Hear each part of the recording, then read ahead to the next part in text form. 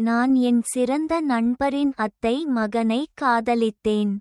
அவர் அகலமான தோள்களும் மெல்லிய இடுப்பும் சரியான உருவமும் கொண்டவர் என்று கேள்விப்பட்டேன்.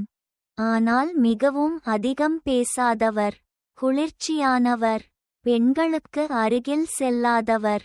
2ஆம் ஆண்டு கல்லூரி கோடை விடுமுறையில் நான் எனது சிறந்த நண்பருடன் அவரது சொந்த ஊருக்குச் சென்றேன். அவள் என்னை அழைத்துச் செல்ல அத்தை மகனிடம் கேட்டாள். அவர் ஒரு குழந்தையை எதிர்பார்த்தார். மேலும் மேகதூதி மூலம் என் பெயரை அழைத்தார். ஜியாங் டியான், உங்கள் மாமா சேவை முனையில் காத்திருக்கிறார். அந்நியர்களுடன் பேசாதீர்கள் என்று கேட்டேன். என் கன்னங்கள் சிவந்து செவிகள் வரை சூடேறின. நான் ஓடிச் சென்றேன். அவர் என்னை பார்த்ததும் சிறிது திகைத்தார். குளிர்ச்சியான நடத்தை. ஆனால் பின்னர் இரவு நடுச்சாமத்தில் அவர் என்னை தன் கைகளில் தூக்கிக் கொண்டார். அப்போது தூரம் -1 லோனிலி கிளவு கதைகளை நீங்கள் கேட்கிறீர்கள். கதை கேட்பதில் மகிழ்ச்சியாக இருங்கள். என் சிறந்த நண்பரின் குடும்ப கூட்டத்தில் அவள் புகார் செய்ய எனக்கு வீடியோ அழைப்பு செய்தாள். ஆனால் என் பார்வை அறையின் ஒரு மூலையில் இருந்த ஒரு மனிதனை நோக்கி சுழன்றது. அகலமான தோள்கள், மெல்லிய இடுப்பு, கருப்பு ஷூட் ஜாக்கெட்டு ஒரு பக்கமாக எறியப்பட்டது. அவர் டை அணியவில்லை. சட்டை கைகள் முடங்கியிருந்தன. தசைகள் தெளிவாக தெரிந்தன. நீல நரம்புகள் தெரிந்தன. குளிர்ச்சியான அழகிய முகம் விவரிக்க முடியாத கவர்ச்சியை வெளிப்படுத்தியது. உயர்ந்த மூக்கு, மெல்லிய உதடுகள், முற்றிலும் சிறந்தவை. என் பார்வை கீழே நழுவியது. பின்னர் மேலும் கீழே. என் மூக்கில் இரத்தம் வந்தது. கம்பியின் மறுமுனையில் என் சிறந்த நண்பர் கூச்சலிட்டார், டியன், உன் மூக்கில் இரத்தம் வருகிறது. அவளுடைய குரல் மிகவும் உரத்ததாக இருந்தது. பலர் திரும்பி பார்த்தார்கள். அப்போது நான் கார்ட்டூன் படங்களுடன் கூடிய மஞ்சள் நிற பைஜாமாவை அணிந்திருந்தேன். என் தலைமுடி குழப்பமாக கட்டப்பட்டிருந்தது. நான் ஒரு தர்பூசணியை வைத்திருந்தேன். அதை சாப்பிடும்போது வீடியோ அழைப்பில் இருந்தேன். அறையின் மூலையில் இருந்த மனிதரும் இந்த வழியை பார்ப்பதாகத் தெரிந்தது. நான் அங்கு இல்லை என்பதே நல்லது.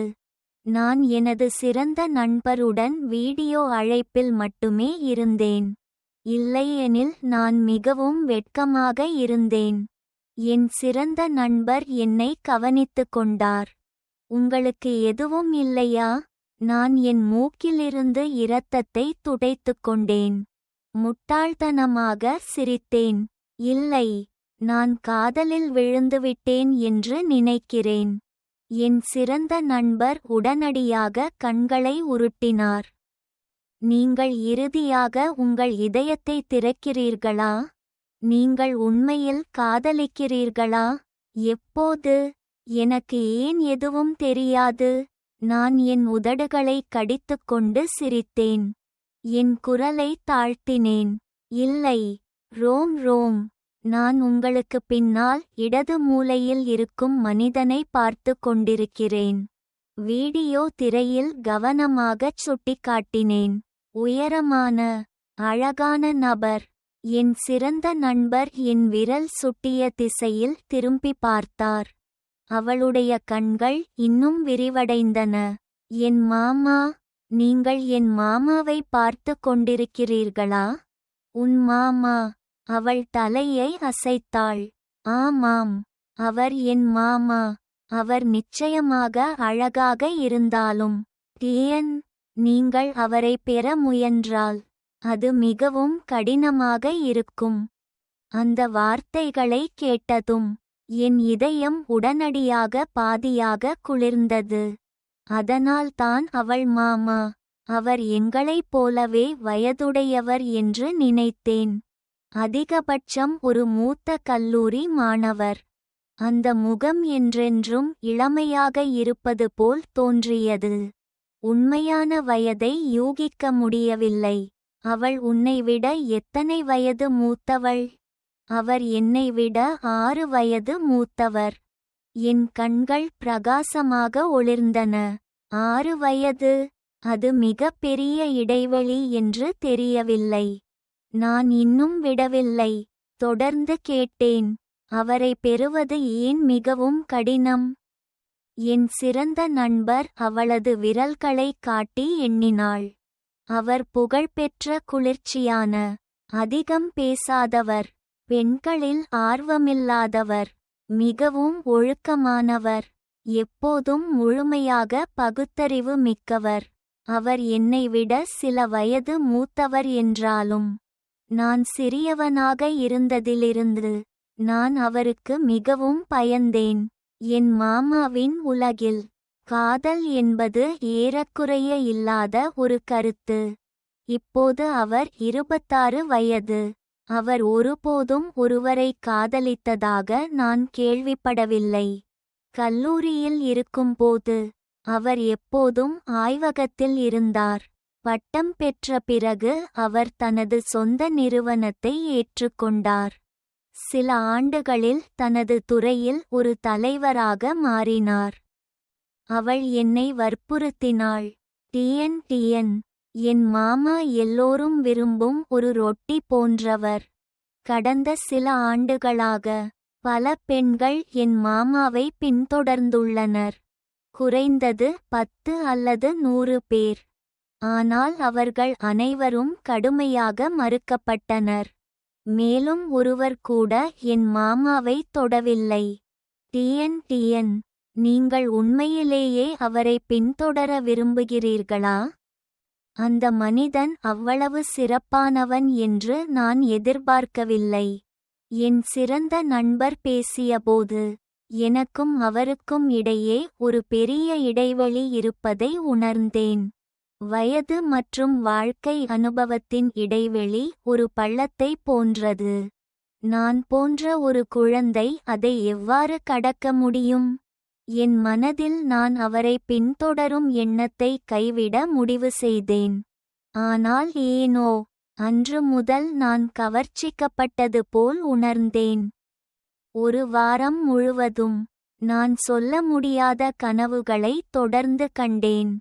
அவை அனைத்தும் அவரை மையமாக கொண்டவை. இதற்கு முன் நான் இதுபோன்ற ஒரு சூழ்நிலையை எதிர்கொண்டதில்லை. நான் ஒரு பெண்ணாக வளர்ந்துவிட்டேன். ஆனால் இது உண்மையில் முதல் முறையாக இருந்தது. அந்த முகம் தொடர்ந்து என் மனதில் சுழன்றது. அதை விரட்ட முடியவில்லை. நள்ளிரவில் நான் எழுந்து என் கணினியை திறந்து அந்த மனிதனை பற்றிய அதிகாரப்பூர்வ தகவல்களை தேடினேன். செங் யான், செங் குழுமத்தின் தலைமை நிர்வாக அதிகாரி. வயது 26. உயரம் 1.87 மீட்டர். திருமணமாகாதவர். நான் தன்னுணர்வாக அவரது பெயரை மீண்டும் மீண்டும் சொன்னேன். இந்த பெயர் கூட நன்றாக இருக்கிறது. நிறுவனத்தின் முகப்பு பக்கத்தில் அவரது தீவிரமான புகைப்படத்தை பார்க்கும்போது என்னால் என் சிறந்த நண்பருக்கு வீச்சாட் செய்து அனுப்ப முடியவில்லை. ரோம், என்னால் உங்கள் மாமாவின் அழகான முகத்தை மறக்க முடியவில்லை. நான் என்ன செய்ய வேண்டும்? வேறு வழியில்லை. நான் ஒரு சாதாரண பெண்ணாக இருந்தேன். ஒரு பையனில் ஆர்வமாக இருந்தேன். என் சிறந்த நண்பர் இன்னும் தூங்கவில்லை. உடனடியாக பதிலளித்தார். இப்போது என்ன? நீங்கள் என் சொந்த ஊருக்கு வருகிறீர்களா? நான் என் மாமாவை குடித்துவிட்டு உங்களை படுக்கையில் சேர்ப்பேன். நான் குடித்தேன். என் சிறந்த நண்பர் நம்புவது என் மாமா அதிகமாக குடிப்பதாகத் தோன்றினாலும் உண்மையில் ஒரு கிளாஸ் குடித்துவிட்டு உடனடியாக விழுந்துவிடுவார். நான் இந்த திட்டத்தை பற்றி சிந்தித்தேன். எனது சிறந்த நண்பரின் சொந்த ஊருக்குச் செல்வது. எப்படியிருந்தாலும் இது விடுமுறை. முழுமையாக சாத்தியமாகும். உடனடியாக பதிலளித்தேன். சரி, நான் உங்களை பார்க்க வருகிறேன். ஆனால் சிறந்த நண்பரே, ஆனால் நான் அவருடன் படுக்கைக்குச் செல்ல விரும்பவில்லை. நான் அவரை பின்தொடர விரும்புகிறேன். ரோம், நான் உங்கள் மாமாவை பின்தொடர விரும்புகிறேன். என் சிறந்த நண்பர்: ஓ, நீங்கள் தீவிரமாக இருக்கிறீர்களா? ஆம். பின்னர் அவள் உடனடியாக பதிலளிக்கவில்லை.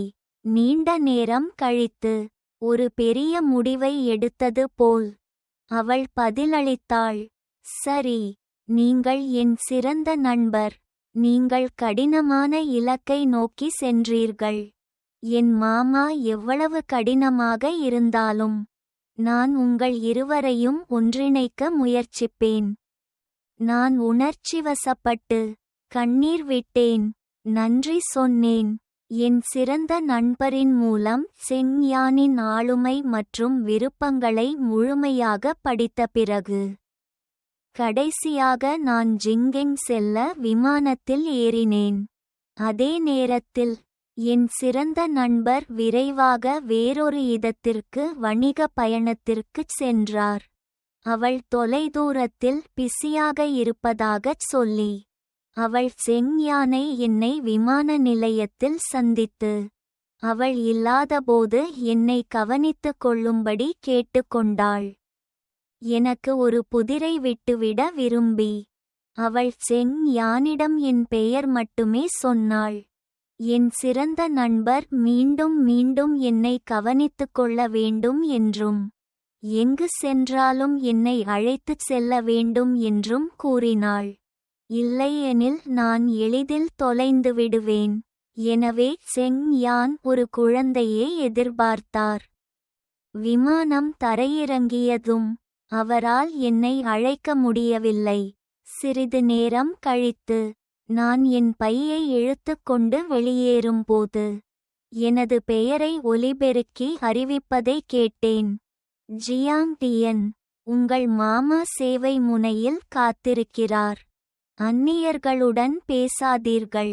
ஒலிபெருக்கி மீண்டும் ஒலித்தது. ஜியாங் டியன், உங்கள் மாமா சேவை முனையில் காத்திருக்கிறார். அந்நியர்களுடன் பேசாதீர்கள். அது உண்மையில் நிலத்தில் ஒரு துளை தோண்டி அதில் நுழைவது போல உணர்ந்தது. என் முகம் சிவந்தது. நான் விரைவாக என் சாமான்களை தள்ளிக்கொண்டு சேவை முனையை நோக்கி ஓடினேன். நான் அருகில் வந்ததும் வேகத்தை வேண்டுமென்றே குறைத்தேன். மூச்சு வாங்கி நின்றேன். என் பார்வை அந்த உயரமான உறுதியான முதுகில் நின்றது. சேவை முனையில் செங் யான் நின்று அவரது விரல்கள் மேசையில் லேசாக தட்டின. இன்று அவர் ஷூட் அணியவில்லை. அதற்கு பதிலாக சாதாரண தினசரி ஆடைகளை அணிந்திருந்தார்.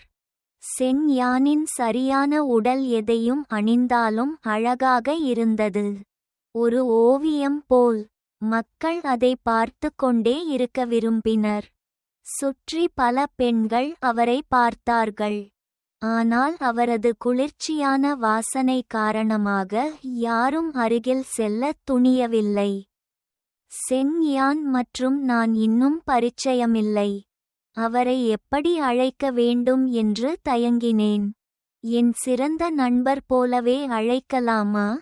ஒரு கணம் தயங்கிய பிறகு கடைசியாக மாமா என்று கூப்பிட்டேன். அந்த குரலை கேட்ட செங் யான் என்னை பார்த்தார். சிறிது நேரம் நின்றார். பின்னர் அவர் நிமிர்ந்து நின்று இன்னும் ஒலிக்கும் ஒலிபெருக்கியை சுட்டிக்காட்டினார். அவரது ஆழமான சூடான குரல் ஒலித்தது. மன்னிக்கவும், நீங்கள் ஒரு குழந்தை இல்லை என்று எனக்கு தெரியாது. என் காதுகள் சிவந்தன. நான் என் தலையை அசைத்தேன். பரவாயில்லை. செங் யான் என் சாமான்களை வாங்கிக் கொண்டு எனக்கு முன் கையை நீட்டினார். வணக்கம், நான் செங் யான். வழியில் நான் எத்தனை முறை மறைவாக இந்த பெயரை சொல்லியிருக்கிறேன். என் பார்வை அவரது கையில் தானாகவே நின்றது. ஒவ்வொரு கணுவும் தெளிவாக, நீண்ட மற்றும் அழகாக, நகங்கள் சுத்தமாக வெட்டப்பட்டன. நான் தயங்கியது போல் என் கையை நீட்டினேன். எங்கள் விரல்கள் லேசாக தொட்டன. மெதுவாக கூறினேன், எனக்கு தெரியும். நான் பார்க்க மேலே நோக்கினேன். அவருடைய கண்களை நேராக பார்த்தேன். பதட்டத்துடன் வணக்கம் கூறினேன். என் பெயர் ஜியாங் டியான். வணக்கம் மாமா. மேலும் தொந்தரவுக்கு மன்னிக்கவும். செங் யானின் கண்கள் கண்ணீரைப் போல ஆழமாக இருந்தன. நான் சொன்னதற்கு பிறகு அவரது கண்களில் ஒரு குறுக்குவெட்டு இருந்ததா இல்லையா என்பது எனது மாயத்தோற்றமா என்று எனக்கு தெரியவில்லை. ஆனால் அது உடனடியாக மீண்டும் சாதாரணமாக மாறியது. எல்லாம் மிக விரைவாக நடந்தது. என்னால் தெளிவாக பார்க்க முடியவில்லை.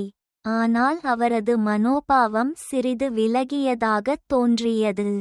அவரது குரல் சில டிகிரி குளிர்ச்சியாக இருந்தது. மிகவும் மரியாதை. ஆனால் அவரது உள்ளங்கையிலிருந்து வந்த வெப்பம் இன்னும் என்னை சிறிது நடுக்க வைத்தது. செங் யான் மிகவும் இணக்கமாக இருந்தார். என் சாமான்களை எடுத்த பிறகு அவர் என்னை இன்னும் தொட அனுமதிக்கவில்லை. காரில் நான் கடமையுடன் பயணியின் இருக்கையில் அமர்ந்தேன். இது முதல் சந்திப்பாக இருந்ததால் நான் மிகவும் பதட்டமாக இருந்தேன். செங் யான் மேல் தட்டு வர்க்கத்தின் ஒரு வாசனையை வெளிப்படுத்தினார். அவர் வெளியேற்றிய அழுத்தம் பேசும்போது கூட என் உள்ளங்கையை பிடித்துக்கொள்ளும் அளவுக்கு வியர்வை வரும். ஆனால் என் கனவுகளில் தோன்றிய அந்த முகம் இப்போது என் பக்கத்தில் இருந்தது. என்னால் முடியவில்லை. என் கைகள் பாதுகாப்பு பட்டையை பற்றிக் கொண்டன. அவரை பார்க்க மறைவாக பார்த்தேன். செங் யான் இடது கையில் ஸ்டீரிங்கை பிடித்துக்கொண்டு முன்னால் பார்த்தார். எனது சிறிய செயல்களை கவனிக்காதது போல். ஒவ்வொரு முறையும் கார் ஒரு குறிப்பிடத்தக்க கட்டிடக்கலை அம்சத்தை கடந்து செல்லும் போது அவர் எனக்கு அறிமுகப்படுத்துவார். அந்த இடத்தைச் சுற்றியுள்ள கதைகளைச் சொல்வார். வரலாற்று கதைகள் வறண்டதாகத் தோன்றின. ஆனால் அவரது குரல் மூலம் அவை உயிரோடு மற்றும் சுவாரஸ்யமாக மாறியது. நான் கேட்க கேட்க இந்த மனிதன் இன்னும் கவர்ச்சிகரமாக இருப்பதை உணர்ந்தேன். ஒரு முதிர்ச்சியான கவர்ச்சி. செங் யானின் குரல் கேட்பதற்கு மிகவும் இனிமையாக இருந்தது. தெளிவாக, சுத்தமாக. மக்கள் தங்கள் உடல்களை தளர்த்த விரும்பினர். படிப்படியாக நான் அதிகமாக பேசினேன். இனிமேல் ஆரம்பத்தில் இருந்த குழப்பத்தை உணரவில்லை. மேலும் அவரது கையை கிள்ளி, மாமா, அது என்ன? அதுவும் ஜிங்கெங்கின் ஒரு சிறப்பம்சமா? இது மிகவும் அழகாக இருக்கிறது. மேலும் இது நகரின் மையத்தில் உள்ளது. நான் அதை பார்த்தவுடன் வெளியே செல்ல விரும்புகிறேன். ஓ, அதுவும். பதிலை பெறவில்லை. நான் திரும்பி கேட்டேன், மாமா, ஏன்? நான் திரும்பியதும் செங் யானின் கவர்ச்சிகரமான பார்வையை சந்தித்தேன். அவரது கண்களில் சிரிப்பு இன்னும் மறையவில்லை. நான் தடுமாறினேன். என் குரல் மெதுவாக இருந்தது. என் காதுகள் சிவந்தன. நீங்கள் ஏன் எனக்கு பதிலளிக்கவில்லை? செங் யான் மெதுவாக சிரித்தார். டியன், இறுதியாக இனி பதட்டமாக இல்லை. இல்லையா? அவர் என் பதட்டத்தை கவனித்து அதை வெளிப்படையாக சமாளிக்க எனக்கு உதவினார். என் இதயம் சிறிது நடுங்கியது.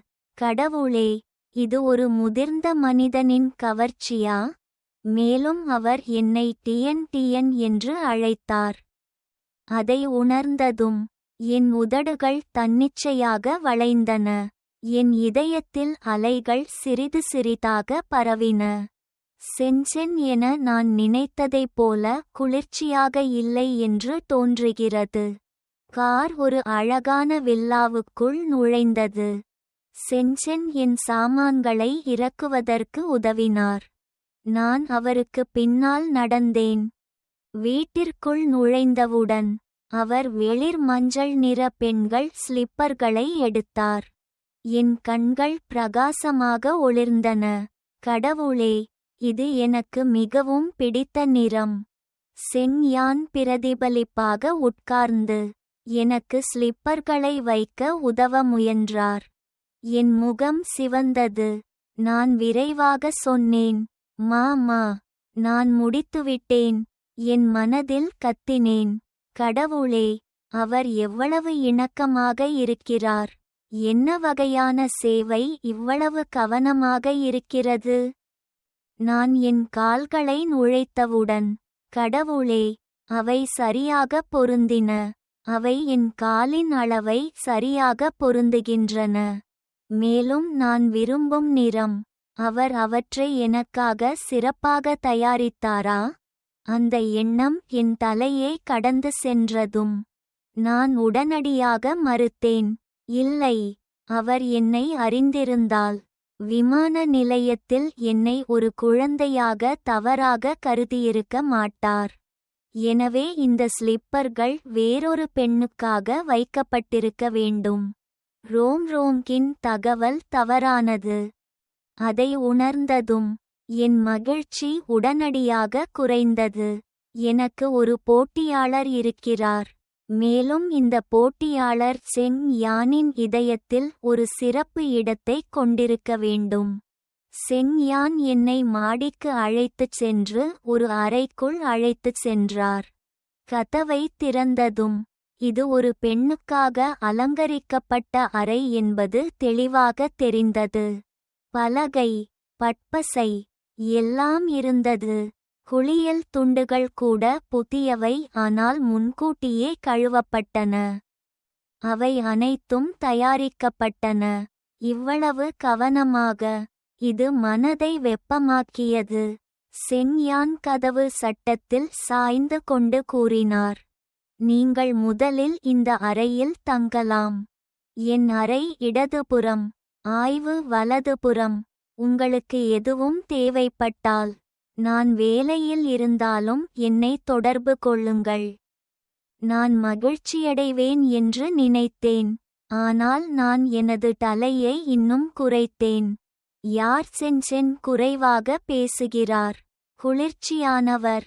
பெண்களுக்கு அருகில் செல்ல மாட்டார் என்று சொன்னார்கள். இந்த அறை இவ்வளவு முழுமையாக தயாரிக்கப்பட்டுள்ளது. அது நிச்சயமாக அந்த பெண்ணுக்காகத்தான். சென்சென் உண்மையில் எனது உணர்ச்சிகளை கவனித்தார். ஆனால் நான் இப்போது ஏன் இன்னும் விரக்தியடைந்தேன் என்று எனக்கு புரியவில்லை. அவர் என் நெற்றியைத் தொட என் கையை உயர்த்தினார். மென்மையாக கேட்டார், என்ன நடந்தது? உங்களுக்கு சரியில்லையா? அல்லது நான் காரை விரைவாக ஓட்டினேன்? உங்களுக்கு கார் நோய் ஏற்பட்டதா? நான் என் கண்களை தொங்கவிட்டேன். என் குரல் திக்கி பேச்சியது. ஒருவேளை கார் நோய். அவரது கைகள் காற்றில் இடைநிறுத்தப்பட்டன. இறுதியாக அவரது பக்கவாட்டில் தொங்கின. உண்மையில் அந்த வாக்கியத்தைச் சொன்னதும் என் மனதில் வருத்தம் தொடங்கியது. ஜியாங் டியன், நீ என்ன செய்கிறாய்? உணர்ச்சிகளை கட்டுப்படுத்த முடியாமல் இப்படி நடந்து கொள்வது மிகவும் மரியாதைக்கு மாறானது. உன் மாமாவை முதல் நாளிலேயே சந்தித்து மோசமான முதல் பதிவை விட்டுவிட வேண்டுமா? நான் விளக்க விரும்பினேன், ஆனால் எங்கு தொடங்குவது என்று எனக்கு தெரியவில்லை. மிகவும் பதட்டமாக இருப்பதால் திடீரென்று எழுந்து கடுமையாக வணங்கி நன்றி சொன்னேன். இன்று என்னை சந்தித்ததற்கு நன்றி. உங்களுக்கு மிகவும் கடினமாக உள்ளது. நான் அழகாக சிரிப்பதாக நினைத்தேன், ஆனால் என் முகம் விறைத்தது. உண்மையில் நன்றி. உங்களை நினைவில் கொள்ளுங்கள். 4 பருவங்களும் வெப்பமாக மாறுகின்றன. உங்கள் வருகைக்கு நன்றி. என் கைகள் ஒவ்வொரு வரியையும் உந்துவதற்கான வெளிப்பாடுகளுடன் தன்னிச்சையாக அசைந்தன. சென் யான் என்னை மௌனமாக பார்த்தார். நான் உடனடியாக விரைத்தேன். விரைவாக என் வாயை மூடினேன். என்னை 2 முறை அடிக்க வேண்டும் என்று உண்மையில் ஆசைப்படுகிறேன். தாம்பீகம். நீங்கள் வேடிக்கையாக இருக்கிறீர்கள். நீங்கள் செய்யும் விஷயங்கள் மோசமான விஷயங்கள். என் மாமா நிச்சயமாக நான் ஒரு பைத்தியம் என்று நினைப்பார். நான் ஏமாற்றத்துடன் கூறினேன், சரி மாமா, எனக்கு கொஞ்சம் கார் நோய் இருந்தது. ஆனால் கவலைப்படாதே, சிறிது ஓய்வு எடுத்துக்கொண்டால் நல்லது இருக்கும். நான் கவனித்துக் கொள்கிறேன். நான் என் உணர்ச்சிகளை மறைத்துக் கொண்டிருப்பதாக நினைத்தேன். ஆனால் உண்மையில் அது தெளிவாக இருந்தது. நான் கதவை மூடப்போகும்போது சென்செனின் கண்களில் ஒரு குழப்பம் தெரிந்தது. எல்லா விஷயங்களிலும் உறுதியான, அமைதியான மனிதன் இப்போது குழப்பமாக இருந்தார். என் உணர்ச்சிகளை எவ்வாறு கையாள்வது என்று தெரியவில்லை.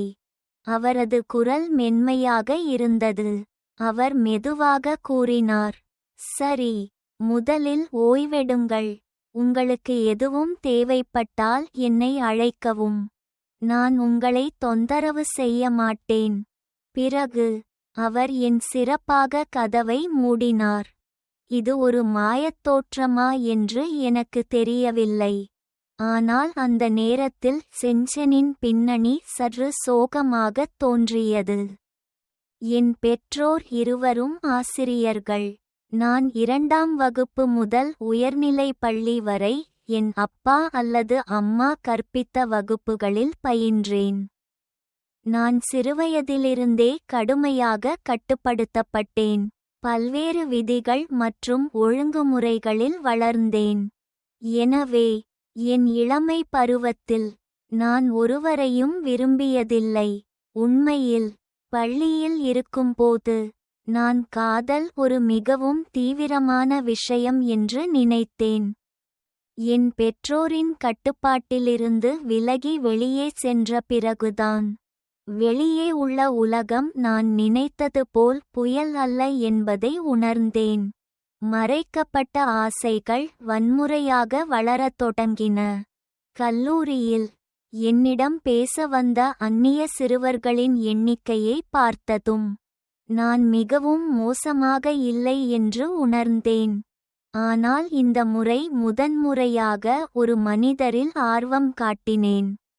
ஒரு இரவு சோகத்திற்குப் பிறகு நான் விரைவாக மீண்டும் என் உணர்வுகளைக் கண்டேன்.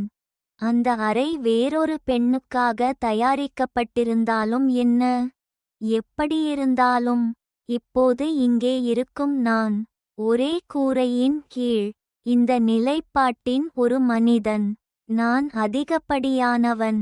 சென்செனின் சிறந்த உடலமைப்பை நினைத்து பார்த்தால் உடைகளை கூட மறைக்க முடியவில்லை. நான் இரவு முழுவதும் தூங்க முடியவில்லை. புதிதாக பழகிய ஒருவராக ஒரே வீட்டில் வசிப்பது உறுதியின் சோதனை அல்லவா?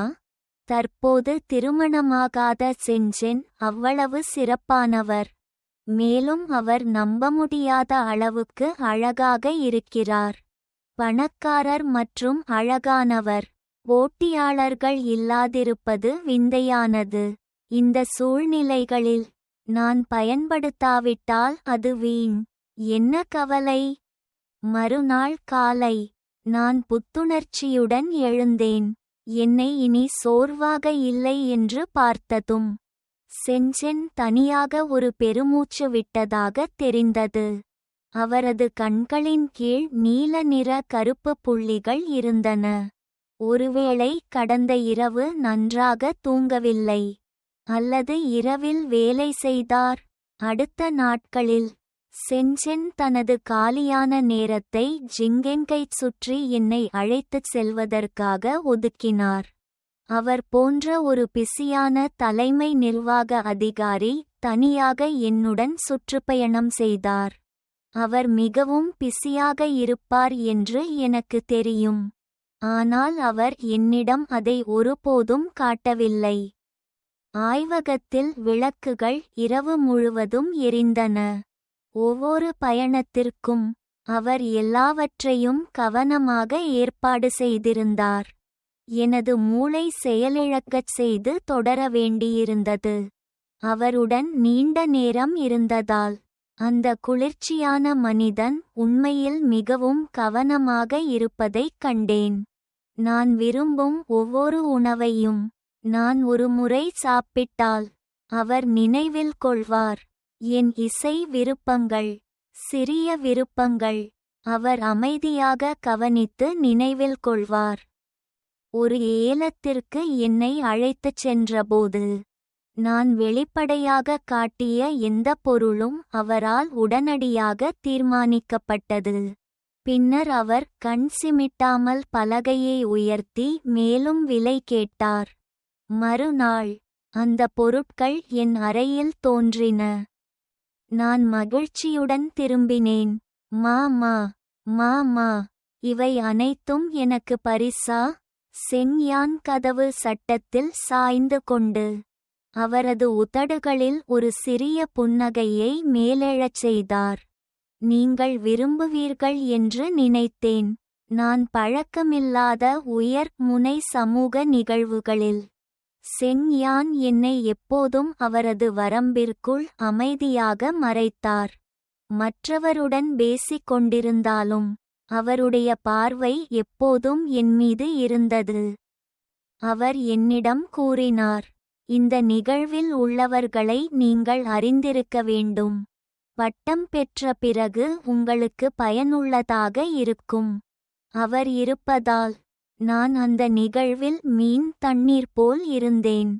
பல மதிப்புமிக்க வாய்ப்புகளை பெற்றேன். செங் யானுடன் இருப்பது மிகவும் வசதியாக இருந்தது. நான் எப்போதும் அழகாக இருக்க விரும்புவதால் வெளியே செல்லும் போதெல்லாம் உயரமான ஹீல்கள் அணிய நான் விரும்பினேன்.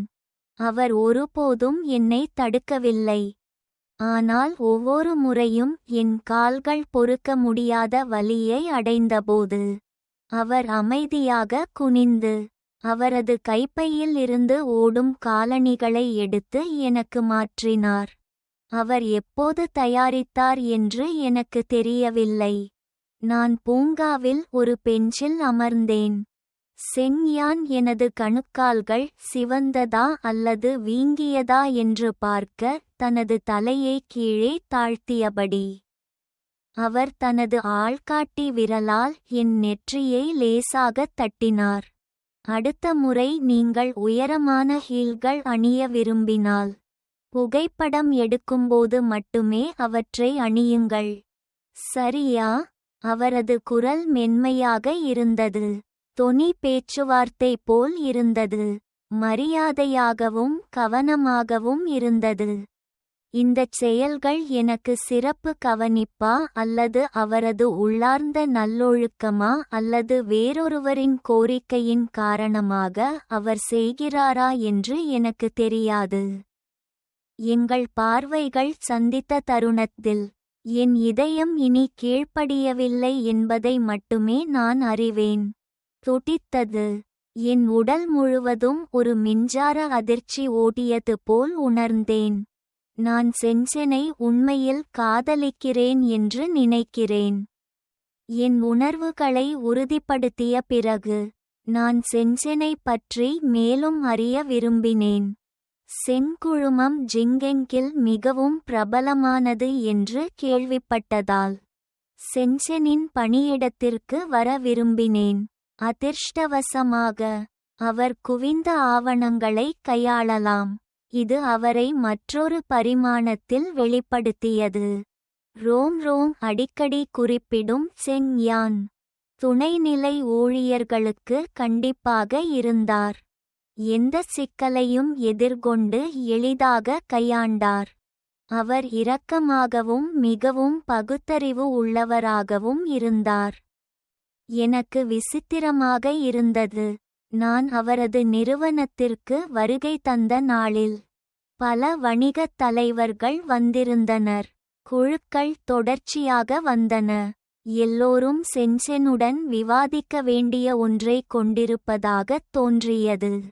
நான் அமைதியாக உட்கார்ந்து அவர் எனக்காக வாங்கிய சிறிய கேக்குகளை மெல்லினேன். வெளிப்படையாக அவர்கள் சென்செனுடன் மிகவும் நெருக்கமாக இருந்தார்கள். ஆனால் ஏனோ அவர்கள் வெளிப்படையாக உள்நாட்டு பொருளாதாரத்தை பற்றி பேசிக்கொண்டிருந்தபோது அவர்களின் பார்வைகள் என்னிடம் மறைவாக பார்வையிட்டதாக நான் உணர்ந்தேன். ஒவ்வொரு முறையும் எங்கள் பார்வைகள் சந்தித்தபோது அவர்கள் பிடிபட்டது போல் விரைவாக விலகினர். வெளியேறும்போது அனைவரும் ஒரு கருணை நிறைந்த புன்னகையுடன் அருகில் வந்து இயல்பாகவே வணக்கம் கூறினார்கள். இது ரோங்கின் சிறந்த நண்பரா? அவள் மிகவும் அழகாக இருக்கிறாள்.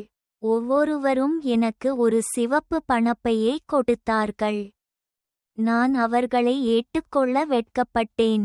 ஆனால் அவர்கள் அதை என் கைகளில் திணித்தார்கள். இதை எடுத்து விளையாடு. ஜிங்கெங்கின் சிறப்பு பழக்கமா இது? ஒரே நாளில் நான் கிட்டத்தட்ட 1 மில்லியன் யுவான் மடங்கு பணத்தை பெற்றேன். ஆனால் அதே நாளில் நான் என்னை ரகசியமாக என் போட்டியாளராக கருதிய ஒரு பெண்ணைச் சந்தித்தேன். ஒரு அழகான பெண். நான் அவளை அக்கா என்று அழைக்க வேண்டும். அவர் செங் யானின் கல்லூரி சகாக்கள். அவரது நம்பகமான உதவியாளர். அது ஒரு பெண்ணின் உள்ளுணர்வாக இருக்கலாம். முதல் பார்வையிலேயே அவள் சென்செனை விரும்புகிறாள் என்பதை நான் அறிந்தேன். அவள் சிறந்தவள். பல ஆண்டுகளாக வேலையில் அவருக்கு துணையாக இருந்தாள். அவர்களின் பார்வைகள் மற்றும் வேலை செய்யும் முறைகளில் இருவரும் மிகவும் இணக்கமாக இருந்தனர்.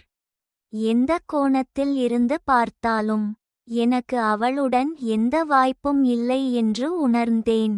ஆனால் நான் எதிர்பாராததை அவள் என்னைச் சந்திக்க வந்தாள். நான் கைகழுவி முடித்ததும் அவள் துல்லியமான அலுவலக உடையில் பெண்கள் கழிப்பறை வாசலில் காத்திருந்தாள். திருமதி ஜியாங் டியன், நான் உங்களுடன் கொஞ்சம் பேசலாமா? நான் தலையை அசைத்தேன். அவளுடன் ஒரு அமைதியான மூலையில் சென்றேன். தயவுசெய்து பேசுங்கள். அவள் நாகரீகமாக புன்னகைத்தாள். தலைமை நிர்வாக அதிகாரி செங் இந்த நாட்களில் ஒரு இளம் பெண்ணை கொண்டிருப்பதாக நான் கேள்விப்பட்டேன். இன்று சந்தித்த பிறகு நீங்கள் உண்மையில் இளமையாகவும் மிகவும் அழகாகவும் இருக்கிறீர்கள். நான் அவளுடைய கண்களை நேராக பார்த்தேன். தவிர்க்கவில்லை. பாராட்டுக்கு நன்றி கூறினேன். ஆனால் நீங்கள் சொல்ல விரும்பினால் நேரடியாகச் சொல்லுங்கள். அவள் ஒரு கணம் நின்று நேரடியாக புள்ளிக்கு வந்தாள். திருமதி ஜியாங், நீங்கள் பார்த்திருக்கலாம். தலைமை நிர்வாக அதிகாரி செங் மிகவும் பிஸியாக இருக்கிறார். அவர் உங்களுடன் விளையாடிக் கொண்டிருக்க முடியாது. நீங்கள் செங் ரோங்கின் சிறந்த நண்பராக இருந்தாலும் இறுதியில் உங்களுக்கும் அவருக்கும் இடையே ஒரு தலைமுறை இடைவெளி உள்ளது. அவருக்கு அவரது சொந்த வேலைகளும் பொறுப்புகளும் உள்ளன. நான் அமைதியாக கேட்டுக்கொண்டிருந்தேன். அவளது முகம் புன்னகையை தக்கவைத்துக் கொண்டாலும் அவளுடைய பார்வை சில டிகிரி குளிர்ச்சியாக மாறியது. திருமதி ஜியாங், நீங்கள் ஜிங்கெங்குக்கு ஒரு சுற்றுப்பயணமாக இருந்தாலும் நீங்கள் தொடர்ந்து தலைமை நிர்வாக அதிகாரி செங்கை பின்தொடர்ந்தால் அது அவருக்கு தொந்தரவாக இருக்கும் என்று நான் பயப்படுகிறேன். இந்த பெண்ணின் வாசனை மிகவும் வலுவாக இருந்தது. மக்கள் எச்சரிக்கையாக இருக்க வேண்டிய கட்டாயத்தில் இருந்தது. அது என்னிடம் இல்லாத ஒன்று. இறுதியாக அவள் ஏற்கனவே உள்ள முடிவை அறிவிப்பதைப் போன்ற ஒரு தொனியை பயன்படுத்தினாள். திருமதி ஜியாங், நீங்கள் மற்றும் தலைமை நிர்வாக அதிகாரி செங் பொருந்தாது. அவள் என் சிறிய எண்ணங்களைக் கண்டாள். எனது நிலையை புரிந்துகொண்டு பின்வாங்கும் வகையில் என்னை பார்த்தாள். நான் அவளை பார்த்து திடீரென்று என் தலையைச் சாய்த்து என் உதடுகளை மேலே தூக்கி கிண்டலாகச் சிரித்தேன். என்ன, நான் இளமையாகவும் அழகாகவும் இருப்பதால் அபாய உணர்வு ஏற்பட்டதா? சென்சென் என்னிடம் நடந்து கொள்வதை பார்த்து, நீங்கள் சூடான தட்டில் எறும்புகளைப் போல பதட்டமாக உணர்கிறீர்களா? அவர் நாள் முழுவதும் என்னுடன் இருப்பதை பார்த்து பயப்படுகிறீர்களா? நான் இப்படி பதிலளிப்பேன் என்று எதிர்பார்க்காததால் அவளது முகம் அமைதியை இழக்காமல் இருந்தது. அவளுடைய கண்களில் நான் உலகில் புதியவனாக இருந்தேன். அவளது தர்க்கத்தின்படி எனக்கும் அவளுக்கும் இடையிலான இடைவெளியை உடனடியாக அறிந்து கொள்ள வேண்டும். பின்னர் தன்னம்பிக்கை இழக்க வேண்டும். பின்னர் அவளுடைய சில வார்த்தைகள் என்னை கீழே வைத்திருக்கும். சென்செனிடம் இருந்து பின்வாங்குவேன். அது நடக்காது. ஒரு அழகான முகத்திற்கு மேலாக நான் சிறுவயதிலிருந்தே சிறந்து விளங்கினேன்.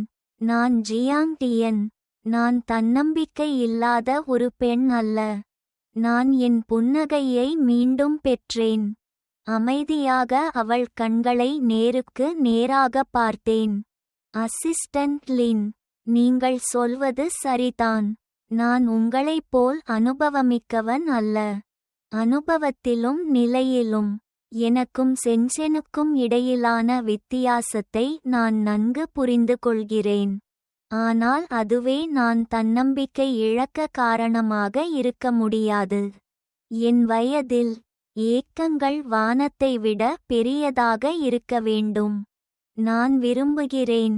நான் சென்செனுடன் பொருந்துகிறேனா இல்லையா என்பதை நீங்கள் தீர்மானிக்க முடியாது. உங்களுக்கு அதிகாரம் இல்லை.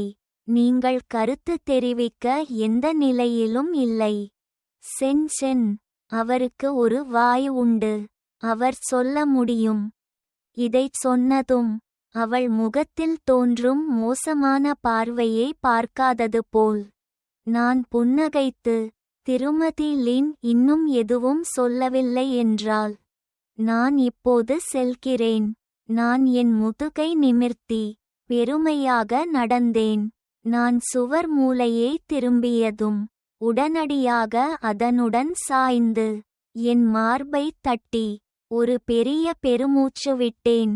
கடவுளே, ஓ கடவுளே, நான் மிகவும் குளிர்ச்சியாக இருந்தேன். வானமும் பூமியும் கூட இந்த சிறிய வாய் எப்படி இவ்வளவு அழகாக பேசுகிறது? ஆனால் நான் சொன்னாலும் நான் இன்னும் ஒரு முழுமையான பயந்தாள்தனமான நபராக இருக்கிறேன். சென்சென், நான் அவரை விரும்புகிறேன் என்று இன்னும் தெரியவில்லை. நான் காட்டிக்கொள்ளவும் துணியவில்லை. இல்லை, நான் மேலும் முயற்சி செய்ய வேண்டும். அவர் வேறொருவரால் தூக்கி எறியப்படுவதை அனுமதிக்க முடியாது. எப்படியிருந்தாலும் காதலை ஒப்புக்கொள்வதற்கான காகிதத்தை விரைவில் அல்லது பின்னர் துளைக்க வேண்டும். ஆனால் அசிஸ்டன்ட் லின், சில வேளைகளில் நான் கடைசி முயற்சியில் இருந்தேன். நான் வீழ்ச்சியடையவில்லை. மாறாக மிகவும் தைரியமாக மாறினேன். நான் சென்செனிடம் நேர்மையாக இருக்க ஒரு பொருத்தமான வாய்ப்பு தேவை. மேலும் அவரை நடுக்கும் வகையில் சிறந்தது. என் சிறிய தலை பல சுழற்சிகளைச் செய்தது. பின்னர் திடீரென்று பிரகாசமானது. மது குடிப்பது. நான் இன்னும் சென்செனுடன் மது அருந்தியதில்லை. ரோம் முன்பே சொன்னார். சென்சென் மதுவருந்துவது மோசமானது. ஒரு கிளாஸ் அவரை கீழே போட்டது. அவர் கொஞ்சம் குடித்தால் அவர் ஒரு மங்கலான நிலைக்குச் செல்வார். பின்னர் நான் இரவு முழுவதும் அவரை அக்கறையுடன் கவனித்துக் கொள்வேன். மறுநாள் காலை அவர் எழுந்து படுக்கையில் தூங்கிக் கொண்டிருப்பதைக் கண்டார். இன்னும் ஒரு துண்டுடன் நின்றார். அந்த நேரத்தில் காலை சூரிய ஒளி என் முகத்தில் பட்டது. நிச்சயமாக அவர் சிறிது நடுங்குவார். இல்லையா? நான் சொன்னபடி செய்பவன். உடனடியாக சூப்பர் மார்க்கெட்டுக்குச் சென்றேன். ஆனால் நான் என் கூடையே எடுத்ததும் நிறைய பாண்டுகளுடன் கூடிய மது அலமாரியின் முன் நின்று நான் தயங்கினேன். சிறுவயதிலிருந்தே கடுமையாக கட்டுப்படுத்தப்பட்டதால் நான் ஒருபோதும் மது அருந்தியதில்லை. என் மது பழக்கத்தை கூட நான் அறியவில்லை. நான் என் விரல்களை தேய்த்தேன், பார்த்தேன். நான் இன்னும் உணர்வில் இருக்கும்போது சென்சென் முழுமையாக சோர்வாக இருப்பதை உறுதி செய்ய எந்த மது சிறந்தது என்பதை பற்றி யோசித்தேன். ஆனால் நான் நீண்ட நேரம் யோசித்தேன். பொருத்தமான ஒன்றை நான் கண்டுபிடிக்க முடியவில்லை. நான் குழப்பமடைந்தேன். அது பரவாயில்லை. என் மது பழக்கம் எவ்வளவு மோசமாக இருந்தாலும் அது சென்செனை விட மோசமாக இருக்க முடியாது. அவர் ஒரு கிளாஸ் குடித்து உடனடியாக விழும் வகையானவர். இதை நினைத்து நான் மகிழ்ச்சியுடன் மது தேர்வை தொடங்கினேன். இதை எடுத்துக் கொள்ளுங்கள், இதையும் எடுத்துக் கொள்ளுங்கள். செங் யான் வீட்டிற்கு திரும்பியதும் நான் பல்வேறு மதுவுடன் சாப்பாட்டு மேசையை நிரப்பியிருந்தேன். அவர் நின்று, டியன் டியன், நீங்கள். நான் துடிப்பாக பக்கத்தில் உள்ள இருக்கையில் தட்டினேன். தொடர்ந்து தட்டினேன். மா, இங்கே வா. இன்று நான் இந்த நாட்களில் உங்கள் அனைத்து உதவிகளுக்கும் நன்றி தெரிவிக்க மது அருந்துகிறேன். நான் சென்செனுக்கு கனமான வெள்ளை மது ஊற்றினேன். எனக்கு லேசான பழ மது ஊற்றினேன். நான் ஒரு கிளாஸ் குடித்தேன். நன்றி சொல்லத் தொடங்கினேன். என் கண்கள் நட்சத்திரங்களைப் போல ஒளிர்ந்தன. மா, நீங்கள் எப்படி இருக்கிறீர்கள்? உங்களுக்கு கொஞ்சம் குடி வந்திருக்கிறதா? செங் யான் தலையை அசைத்தார். அவ்வளவு மோசமில்லை. நான் மீண்டும் மது பாட்டிலை எடுத்தேன், போராட்ட உணர்வுடன். பின்னர் நான் மேலும் ஊற்றுகிறேன். நீங்கள் மீண்டும் குடிக்கிறீர்கள். நான் மீண்டும் புன்னகைத்தேன். மா, இப்போது உங்களுக்கு குடி வந்திருக்கிறதா? உங்களுக்கு தலை சுற்றுகிறதா? எனது நோக்கங்கள் மிகவும் வெளிப்படையாக இருந்தன. சென்சென் கூட சிரிக்காமல் இருக்க முடியவில்லை. டியன், நான் இன்னும் குடித்து விடவில்லை. நான் புருவங்களை நெரித்தேன். ஏன் இன்னும் குடிப்பதில்லை? எத்தனை கிளாஸ் குடித்தாய்? ரோங்கின் தகவல் மீண்டும் தவறானதா? பொருட்டல்ல, மேலும் ஊற்றுங்கள். நான் அவர் குடித்ததை பார்த்தேன். மா, உங்களுக்கு இப்போது தலை சுற்றுகிறதா? செங் யான் இன்னும் தலையை அசைத்தார். நான் மீண்டும் மது பாட்டிலை எடுத்தேன். ஆனால் என் கையை உயர்த்தியதும் என் தலை சுற்றியது. வானமும் பூமியும் சுழன்றது. என் முகம் குரங்கின் பின்புறம் போல் சிவந்தது. என் ஆயாசமான முகம் கதாநாயகனை பார்த்தது. சரியில்லை. மா, உன் தலை ஏன் சுற்றவில்லை, ஆனால் என்னுடையது சுற்றுகிறது? செங் யான் கண்களை மடித்து சிரித்தார். அவரது பார்வை நிறைந்திருந்தது. அவர் என்னை பார்த்து கொண்டே இருந்தார். ஏனென்றால் நீங்கள் குடித்துவிட்டீர்கள். நான் விரைவாக என் தலையை அசைத்தேன். மேலும் விழிப்புடன் இருக்க முயற்சித்தேன். சென்செனின் சட்டையின் விளிம்பை பிடித்து, இல்லை, நான் குடிக்க முடியாது. நீங்கள் இன்னும் குடிக்கவில்லை. நான் முதலில் குடிக்க முடியாது. நான் எழுந்து நின்றேன். என் உதடுகளை பிதுக்கினேன். என் திட்டம் இன்னும் தொடங்கவில்லை. நான் குடிக்க முடியாது. செங் யான் இன்னும் புன்னகைத்துக் கொண்டிருந்தார். என் மணிக்கட்டை பிடித்து பொறுமையான குரலில், மெதுவாக, நீங்கள் விழுந்துவிடுவீர்கள். அவரது பார்வை என் உதடுகளில் விழுந்தது. ஆழமாகவும் கடினமாகவும் ஆனது. செங் யான் தனது உதடுகளை கடித்துக்கொண்டு தயங்கியபடி என் உதடுகளில் சிக்கியிருக்கும் மது சொட்டுகளை மென்மையாகத் துடைக்க என் கையை உயர்த்தினார். இறுதியில் என் கன்னத்தை கிள்ளினார். அவரது குரல் மென்மையாக இருந்தது. அது உண்மையல்லாதது போல் இருந்தது. நீங்கள் குடித்துவிட்டீர்கள். நான் உங்களை உங்கள் அறைக்கு அழைத்துச் செல்கிறேன். சரியா? செஞ்சனின் அமைதியான முகத்தை பார்த்ததும் நான் மிகவும் நிம்மதியற்றதாக உணர்ந்தேன். என் கண்ணீர் அவரைப் போல பெரிய சொட்டுகளாக விழுந்தது. நான் ஒரு அழுகிற பெண் இல்லை என்று நான் சத்தியம் செய்கிறேன். அது மதுவாக இருக்க வேண்டும். நான் தரையில் உள்ள கம்பளத்தில் உட்கார்ந்து ஒரு குழந்தையைப் போல நடந்து கொள்ளத் தொடங்கினேன். இல்லை, நான் ஓய்வெடுக்க விரும்பவில்லை. நான் செஞ்சனின் முகத்தைச் சுட்டிக்காட்டி என் குரல் மயக்கம். மோசடிக்காரன், நீங்கள் மிகப்பெரிய மோசடிக்காரர். தெளிவாக நீங்கள் கெட்ட மது பழக்கம் உள்ளவர் என்றும் ஒரு கிளாஸ் குடித்து உடனே விழுந்துவிடுவீர்கள் என்றும் சொன்னீர்கள். ஆனால் நீங்கள் சிறிதும் குடிக்கவில்லை. செஞ்சன் கூட கோபப்படவில்லை. அமைதியாக உட்கார்ந்தார். அவரது பார்வை கவனமாக என்னை பார்த்தது. அவரது குரல் மெதுவாக இறங்கியது. என்னிடம் பேசுவதைப் போல, தனக்குள்ளேயே முணுமுணுப்பது போல. ஆம், டிஎன் சொல்வது சரி. நான் ஒரு மோசடிக்காரன். மிக நெருக்கமான தூரம் எனக்கு செஞ்சனின் மீது ஒரு நறுமணத்தை முகர முடிந்தது. ஒரு மிகவும் நன்றாக இருக்கும் வாசனை. இந்த வாசனை அவருக்கு மட்டுமே இருக்க முடியும். நான் என் கையை உயர்த்தி அவரது புருவங்களை லேசாகத் தொட்டேன். பின்னர் அவரது மூக்கு, உதடுகள் வரை சறுக்கினேன். என் கைகள் தொடர்ந்து நகர்ந்தன. இறுதியில் அவரது ஆப்பிள் மீது வைக்கப்பட்டன. என் லேசான தொடுதலால் செஞ்சனின் ஆப்பிள் சற்று மேலும் கீழும் நகர்ந்தது. திடீரென்று என் கைகள் அவரால் பிடிக்கப்பட்டன. அவரது குரல் சற்று கரகரப்பான, உலர்ந்த தொனியில் இருந்தது. போதும், டிஎன் தொடர்ந்து தொட்டும். சில விஷயங்கள் நடக்கும். அவனுடைய காதுகள் சிவந்தன. நான் கீழே பார்த்தேன். அவர் மாற்றத்தைக் கண்டேன். நான் என் உமிழ்நீரை விழுங்கினேன். அவரது கைகளை தட்டிவிட்டு அவருடைய தொடைகளில் நான் உட்கார்ந்தேன்.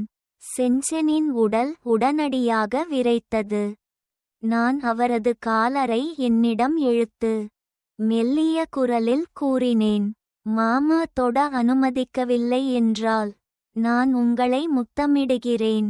நான் உண்மையில் ஒருவரின் உதடுகளை ஒருபோதும் முத்தமிடவில்லை. அவரது உதடுகளை மெதுவாக கடிப்பது மட்டுமே தெரியும். ஆனால் அவரது கழுத்து காதுகளுக்கு சிவந்தது. அவரது கைகள் இறுக்கமாக இறுக்கப்பட்டன. என்ன செய்வது என்று தெரியவில்லை. நான் முத்தமிட்டதை விட அதிகமாக நான் விரும்பினேன். ஒரு கடினமான பொருள் என்னை தொடுவதை உணரும் வரை. ஒரு பிரதிபலிப்பாக நான் இன்னும் நெருக்கமாக நகர்ந்து அவருக்கு மிக அருகில் அமர்ந்தேன். எங்காவது துணியின் அடுக்குகள் தொட்டவுடன் நான் சிறிது நடுங்கினேன். செஞ்சன் விரைவாக என்னை தாங்கினார். இப்போது அவர் தனது வழக்கமான குளிர்ச்சியான தோற்றத்தில் இல்லை. இப்போது ஒரு துன்புறுத்தப்பட்ட நாய்க்குட்டி போல், உதவியற்ற மற்றும் குழப்பமான. அவர் மூச்சு திணறல். என்னை பார்க்க துணியவில்லை. அவரது குரலும் கொஞ்சம் தடுமாறியது. டிஎன், நீங்கள் குடித்துவிட்டீர்கள். இப்படி இருக்காதீர்கள். நான் என் தலையை சாய்த்து கேட்டேன். ஏன்? செங் யான் அவரது உள்ளங்கைகளை இறுக்கிக் கொண்டார். நீங்கள் உணர்வில் இல்லை. அது உங்களுக்கு நியாயமற்றது. என் தலை இன்னும் சுற்றி சுற்றி மங்கலாக இருந்தது. வெளிப்படையாக செஞ்சனும் மிகவும் சங்கடமாக இருந்தார். ஆனால் இப்போது என்னை வெளியே தள்ள முயற்சித்தார். அவரது கண்கள் சிவந்தன. காதுகளும் சிவந்தன. இந்த காட்சி திடீரென்று நான் பார்த்த கனவில் உள்ள காட்சியுடன் ஒத்துப்போனது. கனவும் உண்மையும் எது என்பதை வேறுபடுத்த என்னால் முடியவில்லை. நான் என் தலையை அசைத்தேன். மீண்டும் ஒரு கனவா? இது ஒரு கனவாக இருந்தால் நான் என்ன வேண்டுமானாலும் செய்யலாம், இல்லையா? நான் இந்த உலகின் வழிகாட்டி. சென்சென் மீண்டும் எதிர்க்க முயற்சித்தார். நான் மகிழ்ச்சியடையவில்லை. அவரை மீண்டும் முத்தமிட்டேன். என் கைகளும் அவரது சட்டையை ரகசியமாக இழுக்கத் தொடங்கின. செங் யான் உடனடியாக என் கைகளை பிடித்தார். இந்த முறை கொஞ்சம் அதிக சக்தியை பயன்படுத்தினார்.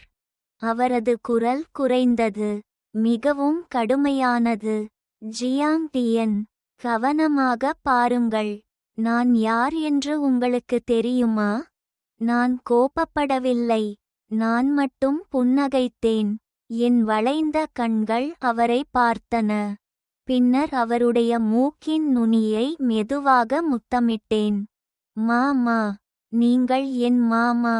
அந்த தருணத்தில் சென்செனின் கண்களில் கடைசி பகுத்தறிவு சரம் உடைந்ததாகத் தோன்றியது. அவர் தனது வரம்பிற்கு தன்னை தடுத்துக் கொண்டதாகத் தோன்றியது. இனி அவரது கண்களின் ஆழத்தில் உள்ள ஆசையை மறைக்க முடியாது. அவர் என் கழுத்தை தழுவிக் கொண்டார். அவரது குரல் கரகரப்பான, மறைக்கப்பட்ட விருப்பத்துடன் நிறைந்திருந்தது. என் பெயரைச் சொல்லுங்கள், ஜியாங் டியன். என் பெயரைச் சொல்லுங்கள். அப்போது நான் மிகவும் கீழ்ப்படிந்தேன். அவரது காதுக்கு அருகில் நான் ஒவ்வொரு வார்த்தையையும் காற்றைப் போல மென்மையாகச் சொன்னேன். செங் யான். அவரது கண்கள் சிறிது நடுங்கின. என் கழுத்தை தழுவிய அவரது கைகள் சற்று இறுக்கமாக பிடித்தன. உடனடியாக பின்னர் அவர் என்னை முத்தமிட்டார். இரவு முழுவதும் ஒரு குழப்பமான மென்மையான குழப்பம். சென்செனின் உடல் திறன் மிகவும் அதிகமாக இருந்தது. எங்கள் இடையே உள்ள தூரம் தொடர்ந்து 0 சென்டிமீட்டர் முதல் -19 சென்டிமீட்டர் வரை மாறியது. ஒவ்வொரு முறையும் நான் முடிந்துவிட்டதாக நினைத்தேன். அவர் என் கண்களை மெதுவாக முத்தமிட்டு மீண்டும் தொடர்ந்தார். கடவுளே, இந்த மனிதன் எவ்வளவு காலம் இருந்தான்? எத்தனை முறை நடந்தது என்று எனக்கு தெரியவில்லை. நான் களைப்பில் காணாமல் போனேன். ஒரு கனவில் யாரோ என்னை மிகவும் மென்மையாக துடைப்பதை உணர்ந்தேன்.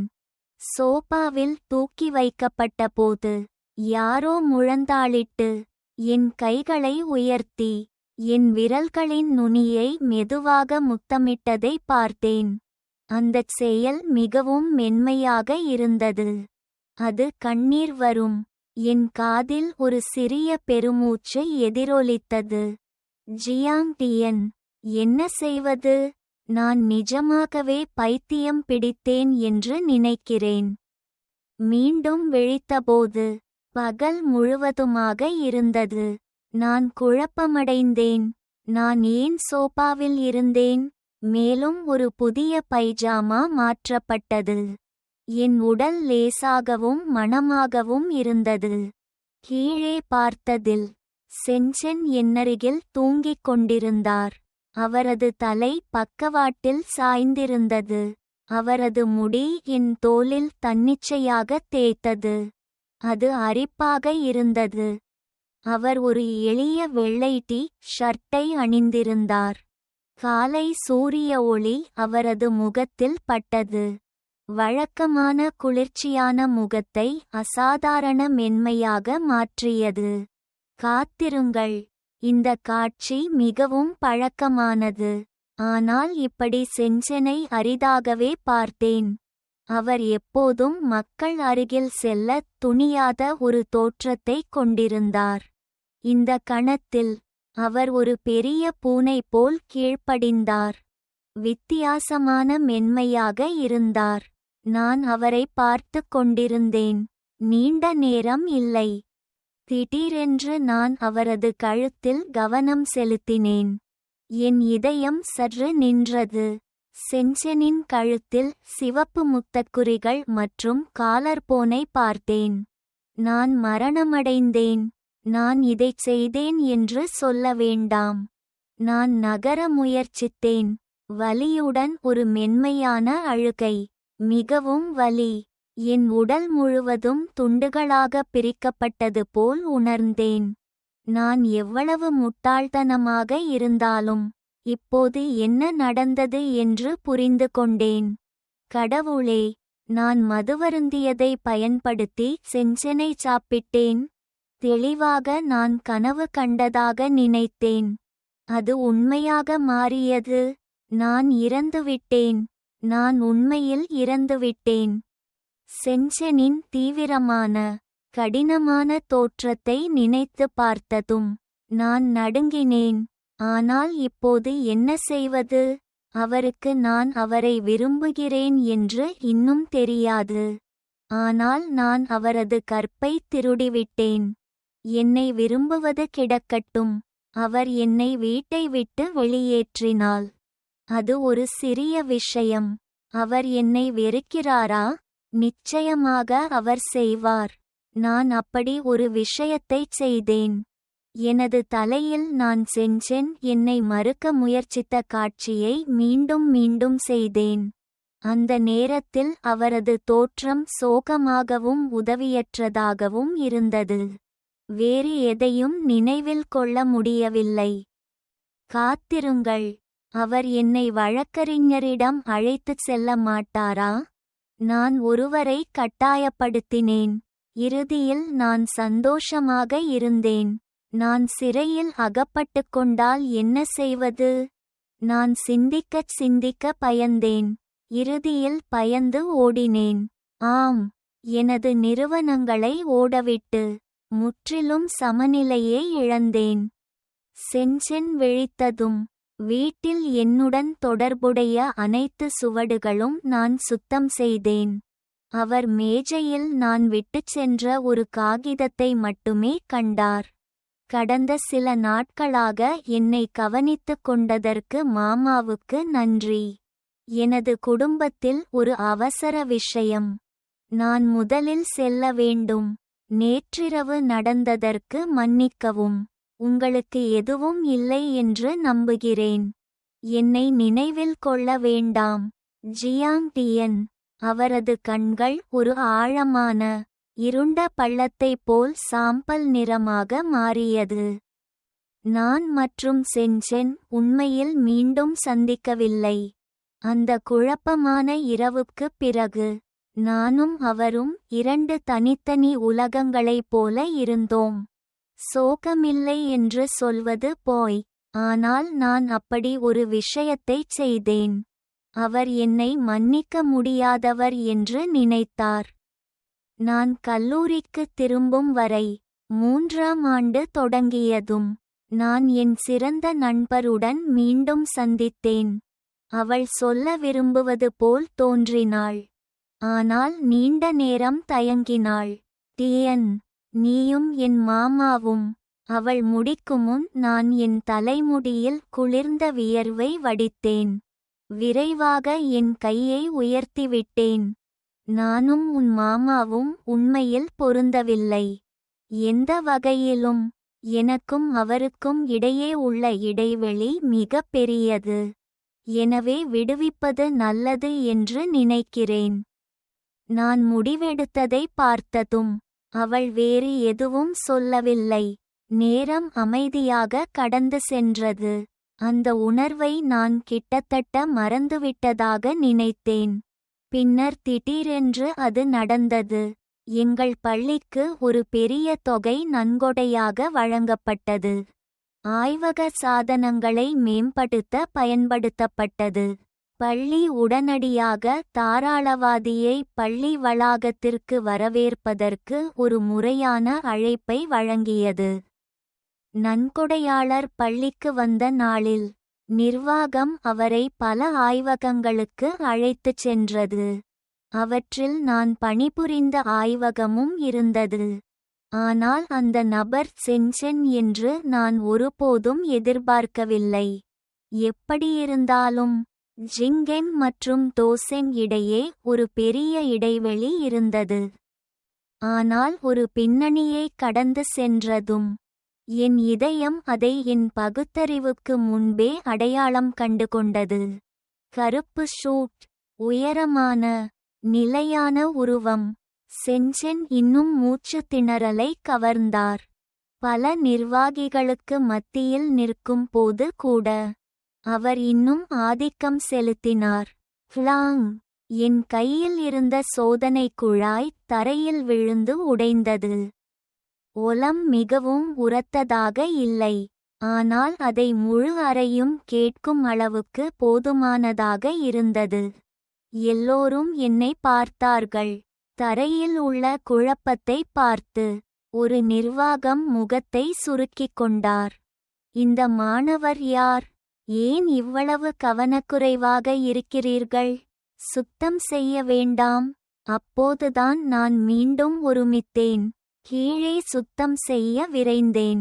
கையுறைகளை அணிவதை கூட மறந்துவிட்டேன்.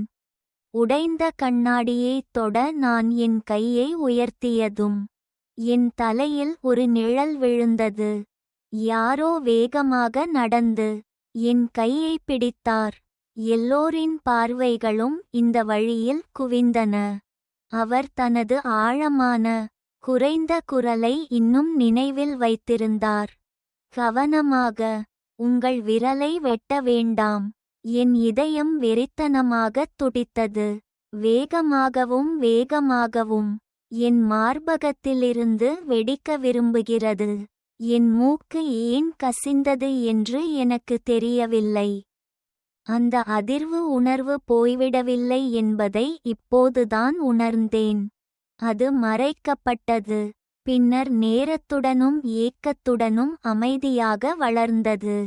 சென்சென் என்னை ஒரு நாற்காலியில் உட்கார வைத்தார். பின்னர் தரையில் உள்ள உடைந்த கண்ணாடியை துடைக்கத் தொடங்கினார். இதை பார்த்து ஒரு நிர்வாகி விசாரித்தார். தலைமை நிர்வாக அதிகாரி செங், நீங்கள் இந்த மாணவரை அறிவீர்களா? செங் யான் தலையை அசைக்கத் தொடங்கினார். பேசத் தொடங்கினார். ஆனால் நான் முதலில் விரைவாக குறுக்கிட்டேன். சார், அவர் என் மாமா. சென்சென் நின்றார். அவரது கண்களில் ஒரு புரட்சிகரமான உணர்ச்சி தெரிந்தது. ஆழமாகவும் கணிக்க முடியாததாகவும் இருந்தது. நீண்ட நேரம் கழித்து அவர் மீண்டும் புன்னகைத்தார். ஆம், நான் ஜியாங் டியனின் மாமா. இதை கேட்டதும் நிர்வாகி உடனடியாக தனது கையை அசைத்தார். ஓ, அப்படியா? ஆய்வகங்கள் காணப்பட்டன. இந்த மாணவர் தலைமை நிர்வாக அதிகாரி செங்கை பள்ளி வளாகத்தைச் சுற்றி அழைத்துச் செல்லட்டும்.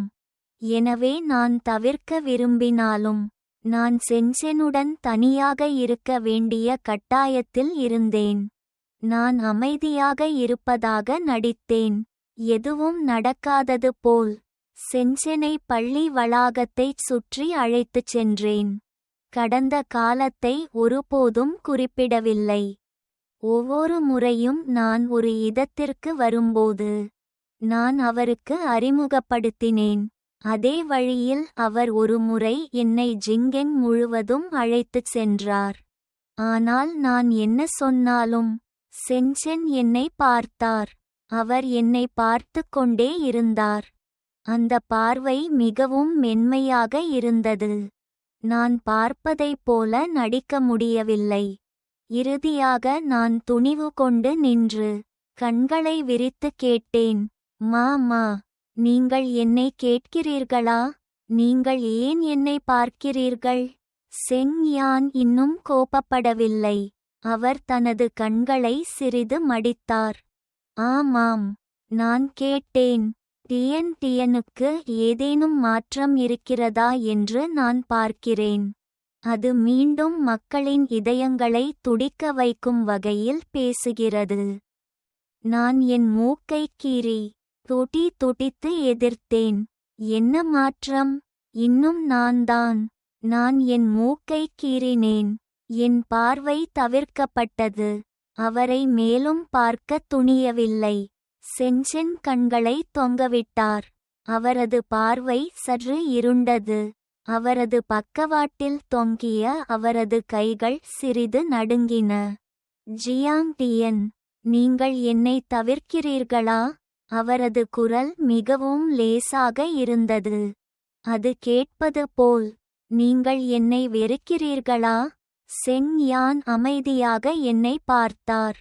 எனது பதிலுக்காக காத்திருந்தார். அந்த ஆழமான கருப்பு கண்கள் நம்பிக்கையையும் பயத்தையும் கொண்டிருந்தன. ஏனோ என் இதயம் திடீரென்று வலித்தது.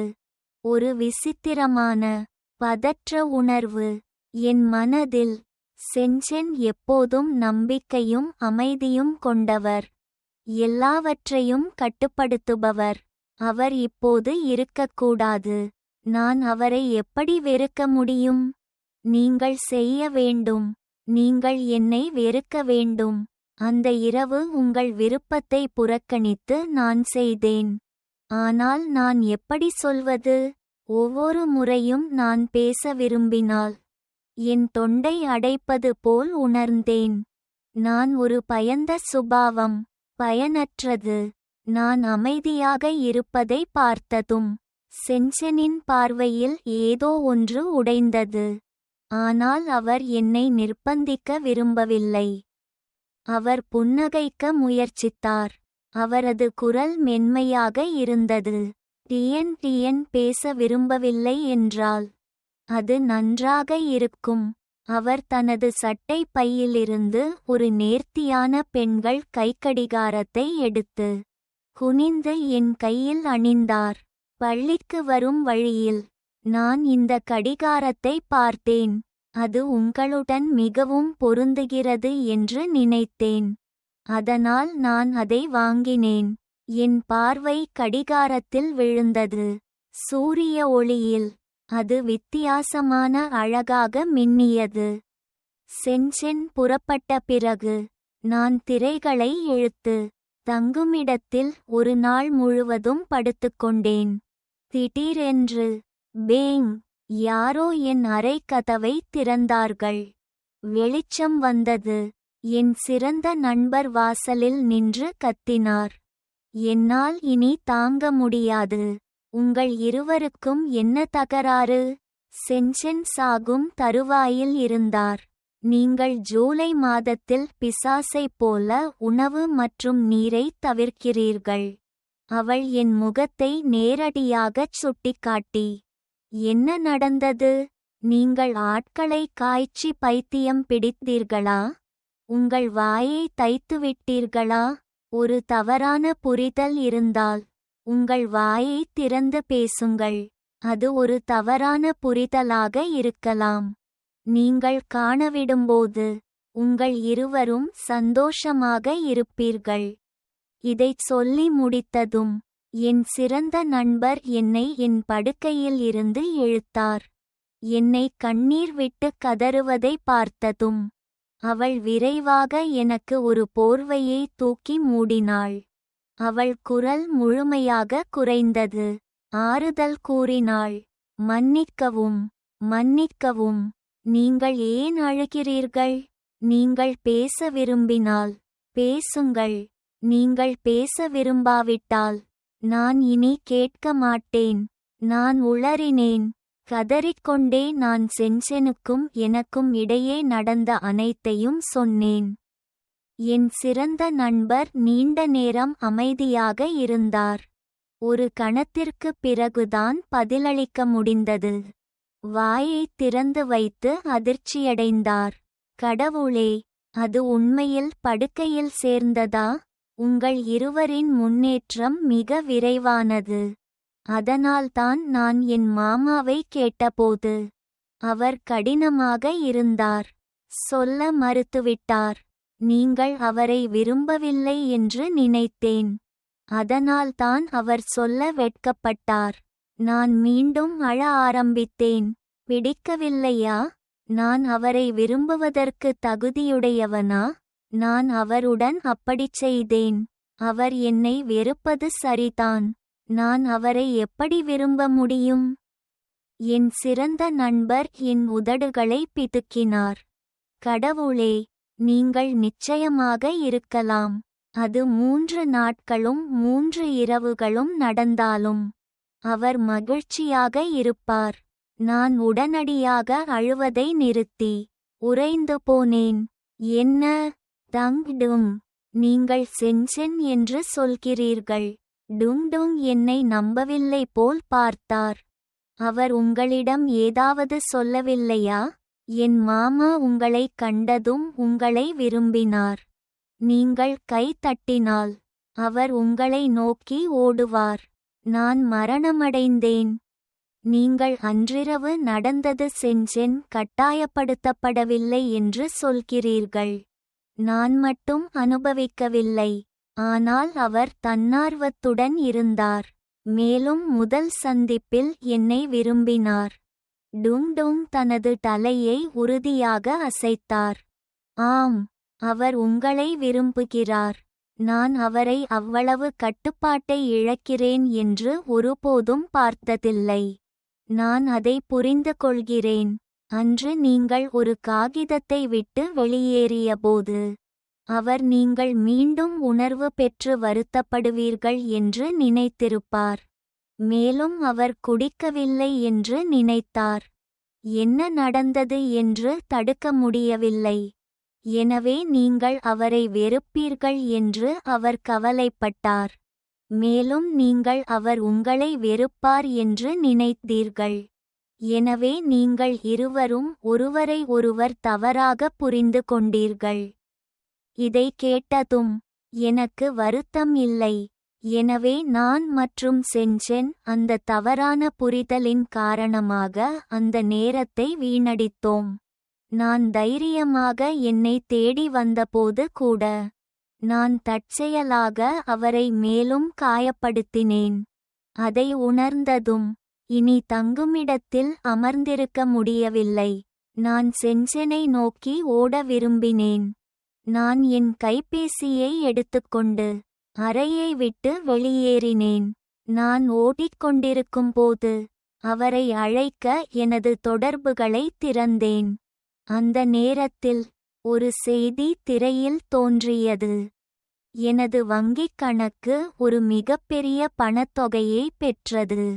பரிமாற்றத்திற்கான குறிப்பு உன்னை தொடர்வது தன்னார்வ என்பதாகும்.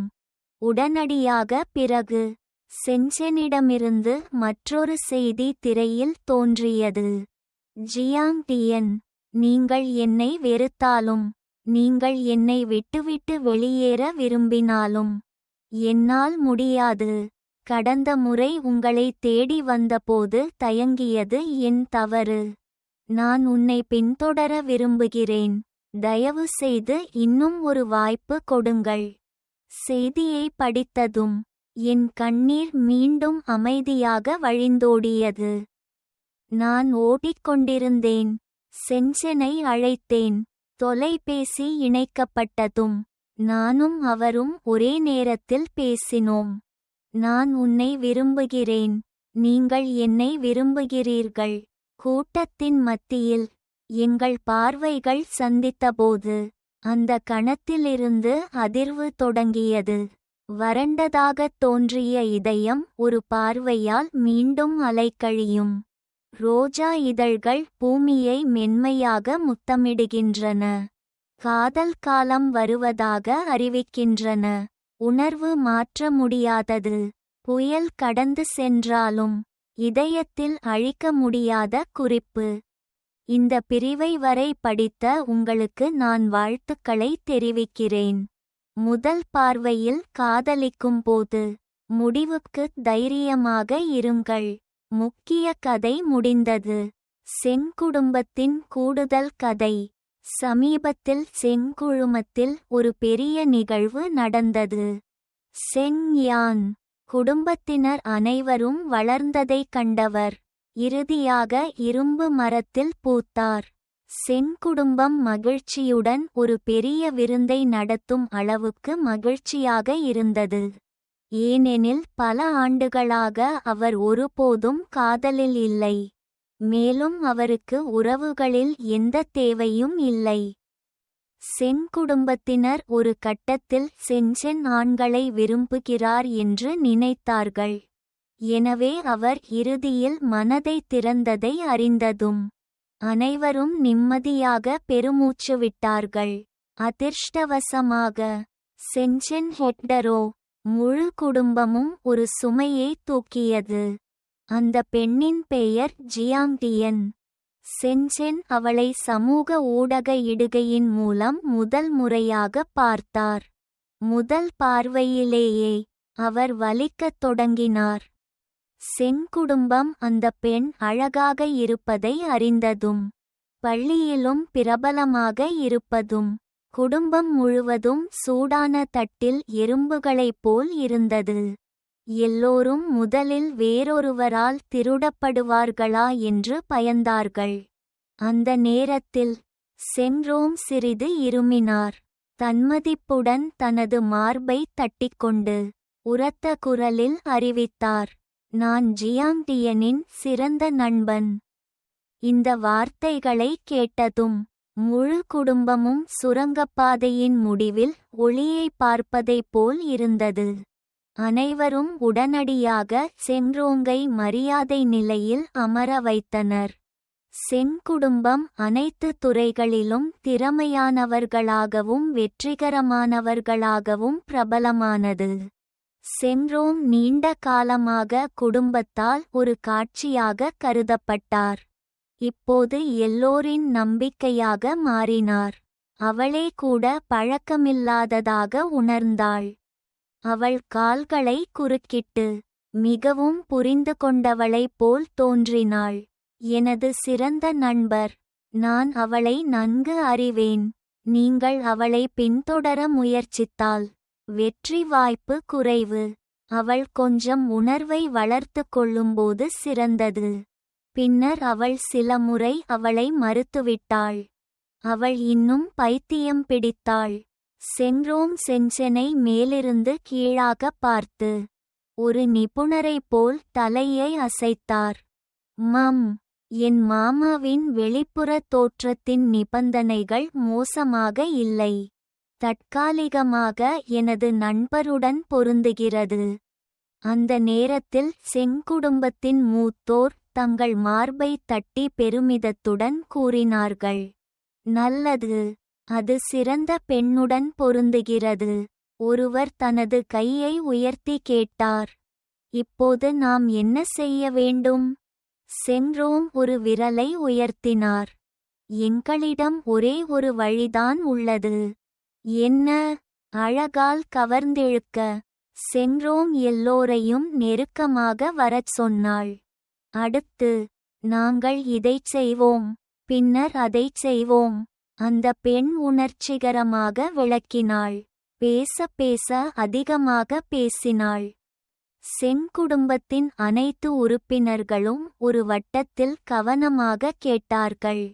அவர்கள் வியப்புடன் வாயை திறந்தார்கள். சில நேரங்களில் ஒப்புக்கொண்டு தலையை அசைத்தார்கள். வாவ் வாவ், கடவுளே, டும் டும் சிறந்தவர், அது உண்மை. எனவே ஜியாங்டியனுடன் வீடியோ அழைப்புக்கான விளக்குகள் எவ்வாறு அமைக்கப்பட வேண்டும் என்பதிலிருந்து கோணம் எப்படி அமைக்கப்பட வேண்டும், என்ன ஆடைகள் அணிய வேண்டும் மற்றும் சென்சென் தற்செயலாக சட்டத்திற்குள் வருவது எப்படி, எல்லாம் அனைத்தும் சென்ரோங்கின் ஏற்பாட்டின்படி. ஜியாங்டியன் தனது சாதாரண உரையாடலாக நினைத்த வீடியோ அழைப்பு இப்போது ஒரு குழுவினரால் கண்காணிக்கப்பட்டது என்பதை அறியவில்லை. கம்பியின் மறுமுனையில் சென் குடும்பத்தின் ஒரு பெரிய கூட்டம். எல்லா துறைகளிலும் சிறந்த ஆளுமைகள். வெளிப்படையாக அவர்கள் தனித்தனியே பேசிக் கொண்டிருப்பது போல் நடித்தார்கள். ஆனால் உண்மையில் அவர்களின் காதுகள் கூர்மையாக இருந்தன. உற்சாகம் நான் போன்றது. மிகவும் தீவிரமாக ஒட்டு கேட்டது. வீடியோவில் ஜியாங்டியன் கார்ட்டூன் பைஜாமாவை அணிந்திருந்தார். அவரது தலைமுடி குழப்பமாக கட்டப்பட்டிருந்தது. ஒரு முழு தர்பூசணியை வைத்திருந்தார். அதை சாப்பிடும்போது கிசுகிசுப்புடன் சிரித்தார். இந்த படங்கள் எதுவும் சென் குடும்பத்தினரின் பார்வையிலிருந்து தப்பவில்லை. ஜியாங் டியன் தனது கவர்ச்சியற்ற தோற்றத்தை யாரும் காணவில்லை என்று நினைத்தார். செங் குடும்பத்தினர் அவளை மிகவும் அழகாகவும் கீழ்ப்படிந்தவராகவும் கருதினர். மிகவும் கடினமான அழகான சென்சென் வெளியே மற்றவருடன் பேசுவது போல் நடித்தார். ஆனால் அவரது கைகள் பதட்டத்தால் குளிர்ந்த வியர்வை சொட்டியது. அவரது உள்ளங்கைகள் ஈரமாக இருந்தன. மேஜை போதுமான வலிமையானது இல்லையென்றால் அவர் நிச்சயமாக அதை கீறியிருப்பார். சென்சென் நேராக நின்று அவரது கைகளும் கால்களும் குழம்பியது. எங்கு வைக்க வேண்டும் என்று தெரியவில்லை. அவருக்கு அருகில் நின்ற அவரது நெருங்கிய சகோதரர் அமைதியாக ஆதரவளித்தார். சகோதரர் யான், வெற்றி. மிகவும் பதட்டப்படாதே. அந்த சிறிய பெண் உன்னை பார்க்கிறாள். சென் யான் இன்னும் விரைத்தார். ஆனால் அவரது இதயம் துடித்தது. ஒவ்வொரு துடிப்பையும் தெளிவாக கேட்டார். இதயத் துடிப்புகள். சூடான இரத்தம் பெருகுகிறது. சிறிய பெண் திரையின் மறுமுனையில் உள்ளது. சென்சென் தனக்குள்ளேயே தனது உணர்ச்சிகளை தூண்டிக்கொண்டார். தாங்க முடியாத துடிப்பை உணர்ந்தார். பயந்துவிடாதே சென் யான்.